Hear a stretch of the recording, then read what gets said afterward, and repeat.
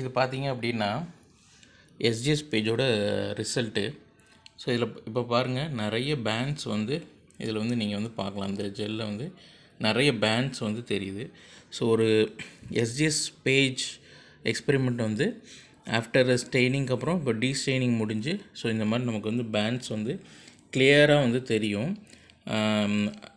Okay, so இதிலேருந்து என்ன பண்ணிக்கலாம் அப்படின்னா, நம்மளுடைய ப்ரோட்டீன் சாம்பிளில் எத்தனை டைப்ஸ் ஆஃப் ப்ரோட்டீன் இருக்குது, அதாவது இதில் எப்படி சொல்லலாம் அப்படின்னு, இந்த ஒரு பேண்ட், இங்கே ஒரு பேண்ட் இருக்குது, இங்கே ஒரு பேண்ட், ஸோ இது மாதிரி அந்த லைன் தெரியுது இல்லையா? So each line represent each protein.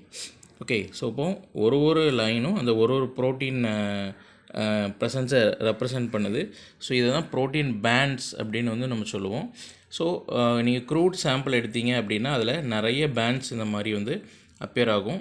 இதே ப்யூரிஃபைட் சாம்பிள் எடுத்தீங்க அப்படின்னா 1 or 2 பேண்ட்ஸ் தான் வந்து அப்பியர் ஆகும்.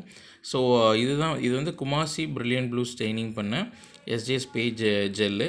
ஸோ அதனால் இந்த ப்ளூ கலரில் பேண்ட்ஸ் வந்து உங்களுக்கு அப்பியர் ஆகிருக்கு. ஸோ இப்படி தான் நம்ம வந்து இதை வச்சு என்னென்னலாம் பண்ணலாம் அப்படின்னா, மாலிகுலர் வெயிட் வந்து நம்ம கண்டுபிடிக்கலாம். ஆக்சுவலி இதில் வந்து நான் மாலிகுலர் மார்க்கர் ரன் பண்ணலை. ஸோ நோன் மாலிகுலர் மார்க்கர் இங்கே ரன் பண்ணியிருந்தோன்னா இந்த ப்ரோட்டீனோட மாலிகுலர் வெயிட்டை வந்து நீங்கள் வந்து அதை வச்சு நீங்கள் டிட்டர்மின் பண்ணிக்கலாம். பட் இதில் வந்து உங்களுக்கு என்ன பண்ணியிருக்கோம் அப்படின்னா, ஜஸ்ட்டு ப்ரோட்டீனை மட்டும் இதில் ரன் பண்ணி பார்த்துருக்கோம். ஜஸ்ட் ஒரு டெமோ எக்ஸ்பெரிமெண்ட்டுக்கு நான் ஸ்டூடெண்ட்ஸு காமிச்சதுக்காக இப்படி பண்ணியிருக்கிறேன். ஸோ உங்களுக்கு வந்து இந்த எஸ்ஜிஎஸ் பேஜ் ரிசல்ட் எப்படி இருக்கும் அப்படின்னு ஸ்டூடெண்ட்ஸ் தெரிஞ்சுக்கிறதுக்காக இந்த வீடியோ இது யூஸ்ஃபுல்லாக இருக்கும்னு நினைக்கிறேன். தேங்க்யூ.